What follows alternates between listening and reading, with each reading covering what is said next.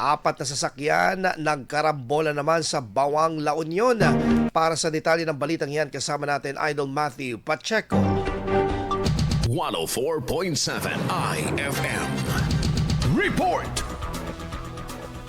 Nasangkot sa karambola ang apat na sasakyan sa kaba ng National Highway sa Barangay Payukpok Sur sa bayan ng Bauang, La Union bandang alas 3 ng hapon ng 25 ng Marso. Sa investigasyon, lumalabas na papuntang timog ang isang kotse. Mapunta ito sa linya ng kasalubong na isa pang kotse na patungong Hilaga. Dahil sa banggaan, nadamay ang dalawa pang kasunod na pareho ring papuntang Hilaga. Sugatan ang mga sakay ng tatlo sa mga sasakyan at dinala sa ospital sa San Fernando City para sa agarang gamutan. Nagtamo rin ng pinsala ang lahat ng sangkot na sasakyan na kasalukuyang inaalam pa ang halaga ng pagkukumpuni. Kasama mo mula rito sa IFM Dagupan, ako po si Idol Matthew Pacheco. Tatak IFM! IFM News. IFM News.